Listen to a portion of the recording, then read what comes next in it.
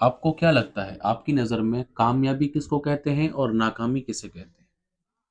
آپ کامیابی کی ڈیفینیشن کیا رکھتے ہیں اور ناکامی کی ڈیفینیشن کیا رکھتے ہیں؟ آپ کو کیا لگتا ہے؟ کیا بہت بڑے محلات بنا لینا کامیابی ہے؟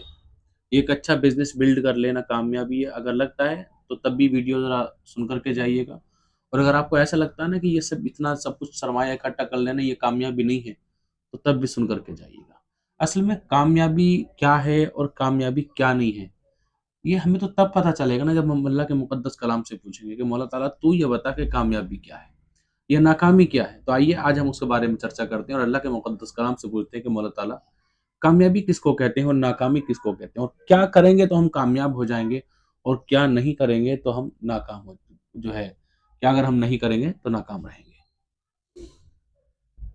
اللہ تبارک و تعالیٰ نے کلام پاک کے اندر ارشاد فرمایا، حالانکہ متعدد جگہ اللہ رب العزت نے الگ الگ ڈیفینیشن کامیابی کی بتائی ہیں، یہاں پر جو میں آج آپ لوگوں کے سامنے ذکر کرنے والا ہوں اطاعت رسول اور اطاعت خداوندی ہے۔ اللہ فرماتا وَمَن يُطِعِ اللَّهَ وَرَسُولَهُ يُدْخِلْهُ جَنَّاتٍ تَجْرِي مِن تَحْتِهَا الْأَنْهَارُ۔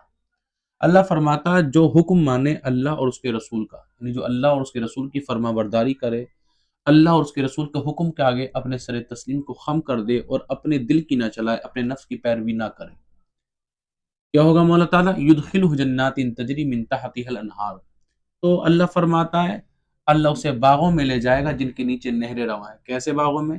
جن کو ہم جنت کہتے ہیں۔ اللہ فرماتا ہے کہ میں ان کو ایسے لوگوں کو جو میری اور میرے رسول کی فرما برداری کرتے ہیں، میں ان کو جنت کے اندر داخل کر دوں گا، اور ایسی جنتیں ہوں گی جن کے نیچے نہریں جاری ہیں۔ آپ ذرا امیجینیشن کی دنیا میں چلے جائیں، ذرا تصور کریں کہ وہ گھر کتنا پاکیزہ ہوگا، وہ نہریں کتنی صاف ستھری ہوں گی۔ ہم نہروں کو دیکھنے کے لیے ہم نا سمندروں کو دیکھنے کے لیے، پانی کو دیکھنے کے لیے کتنے روپے خرچ کرتے ہیں۔ ہم بولے چلو چل رہے ہیں جی دہرادون، شملہ چل رہے ہیں، کلو منالی چل رہے ہیں، سنو فال ہو رہا ہے، تو ہم کتنا ایفرٹ کرتے ہیں اس کے لیے، کتنی کوششیں کرتے ہیں کہ ہمیں یہ خوبصورتیاں دیکھنے کو مل جائیں، لیکن کیا وہ خوشیاں ہمیشہ کے لیے رہتی ہیں؟ اتنا سارا ایفرٹ کرنے کے بعد، اتنی کوششیں کرنے کے بعد، اتنا پیسہ خرچ کرنے کے بعد، جب ہم کلو منالی رانی کھیت ہم جاتے ہیں ایسی جگہوں پر، یا ہم دہرادون جاتے ہیں نہریں دیکھنے کے لیے، جھرنے دیکھنے کے لیے، تو کیا ہم وہاں پر ہمیشہ رہ جاتے ہیں؟ پہلی چیز تو یہ ہے کہ وہ جو نہریں ہیں، وہ جو جھرنے ہیں، وہ ایسے نہیں ہیں جیسے جنت کے ہیں۔ اللہ کے رسول صلی اللہ تعالی علیہ وسلم فرماتے ہیں کہ جنت کی دنیا کی بڑی سے بڑی نعمت جنت کی چھوٹی سے چھوٹی نعمت کے مقابلے میں نہیں ہے۔ تو یہ حسن و جمال، یہ رعنائیاں، یہ خوبصورتیاں، یہ کس کام کی ہیں؟ کیا اللہ رب العزت کی جنت کے مقابلے میں آ سکتی ہیں؟ کبھی نہیں آ سکتی۔ اللہ تعالیٰ فرماتا ہے میں ایسے باغات عطا فرماؤں گا جن باغات کے نیچے نہریں جاری ہیں۔ آپ ذرا سوچیں نا کہ ہم ایسے باغ میں سیر و تفریح کرنا، ایسے باغ میں گھومنا کتنا پسند کرتے ہیں جس باغ کے اندر نہریں جاری ہوتی ہیں۔ ہمارے یہاں پر ہمارے علاقے کے اندر نرسری کا بہت بڑا کام ہوتا ہے، تو میں جب کوئی میرے ساتھی، میرا دوست وہاں جاتا ہے نا اس علاقے میں میرے ساتھ، تو اس کی بڑی طبیعت خوش ہوتی ہے، بڑا دل لگتا ہے۔ کیوں؟ کیونکہ وہاں پر جو ہے بہت سارے گارڈن، جو ہے ایسے پودے ہوتے ہیں جو گارڈن میں لگائے جاتے ہیں، جو بہت ساری پھلواری ہوتے ہیں، بہت سارے پیڑ پودے جو بہت خوبصورت ہوتے ہیں، تو ان کے بیچ میں پانی چل رہا ہوتا ہے، تو وہ بڑا حسین و جمیل لگتا ہے، بہت اچھا لگتا ہے۔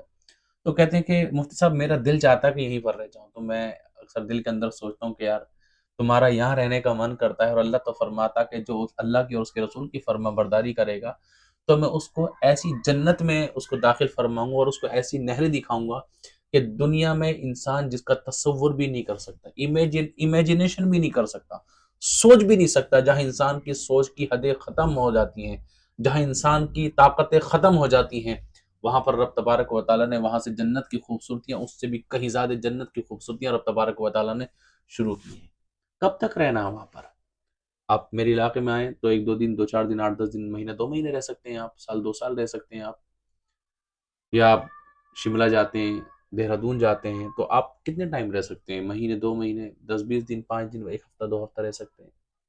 مولا تعالیٰ اگر تیرے رسول کی فرما برداری کریں گے تو جنت میں داخل فرما دے گا، لیکن کیا جنت سے نکالے گا؟ تو اللہ فرماتا ہے خالدین فیہا، اللہ فرماتا ہے جنت میں ہمیشہ رہیں گے اور جنت سے نکالے نہیں جائیں گے، ہمیشہ جنت میں رہنا ہے کس کو؟ جو اللہ کی اور اس کے رسول کی فرما برداری کرتا ہے۔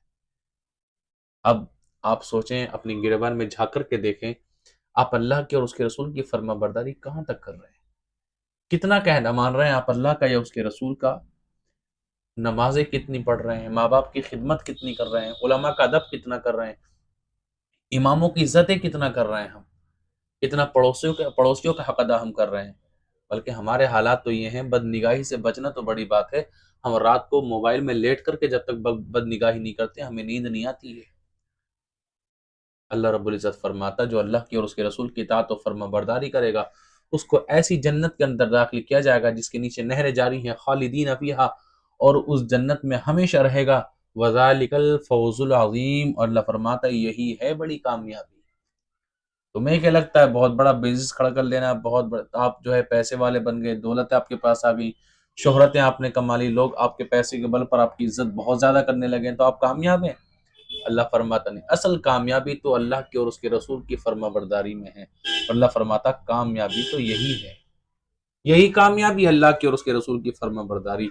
مولا اگر اللہ کے اور اس کے رسول کی فرما برداری نہیں کریں گے تو اللہ فرماتا وَمَن يَعْصِ اللَّهَ وَرَسُولَهُ وَيَتَعَدَّ حُدُودَهُ يُدْخِلْهُ نَارًا خَالِدًا فِيهَا، اللہ فرماتا جو اللہ کی اور اس کے رسول کی نافرمانی کرتا ہے اور وہ اللہ کی کل حدوں کو پار کر جاتا ہے، يُدْخِلْهُ نَارًا خَالِدًا فِيهَا، اللہ تعالیٰ اس کو ہمیشہ ہمیش جہنم میں ڈال دیتا ہے، ہمیشہ ہمیش کے لیے، کیونکہ کل حدوں کو پار کرنے والا انسان، حضور علامہ صد اللہ فاضل علیہ رحمہ ارشاد فرماتے ہیں کہ کیونکہ کل حدوں سے تجاوز کرنے والا کافر ہے، اس لیے کہ مومن کیسا بھی گناہ گار ہو ایمان کے حد سے تو نہ گزرے گا، یعنی مومن ایمان کے حد سے کبھی نہیں گزرتا، اور جب تک وہ مومن ہے رب تبارک و تعالیٰ چاہے تو اس کو عذاب دے اور چاہے تو اپنی رحمتوں سے اس کو معاف کر دے۔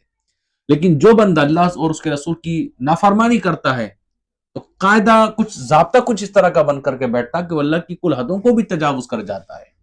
ایک وقت ایسا آتا ہے، ایک موڑ ایسا آتا ہے کہ اللہ کی جو حدیں ہیں ان حدوں کو پار کر جاتا ہے، اور اللہ رب العزت فرماتا ہے جب ان حدوں کو پار کر جاتا ہے یدخلہ نارا خالدا فیہا، اللہ اسے ایسی آگ میں داخل فرمائے گا، ایسے جہنم کے اندر اس کو داخل فرمائے گا جس کے اندر ہمیشہ ہمیشہ اس کو رہنا ہوگا، وَلَهُ عَذَابٌ مُّهِینٌ، اور یہ تو توہین والا، خاری والا، ذلت والا عذاب ہے۔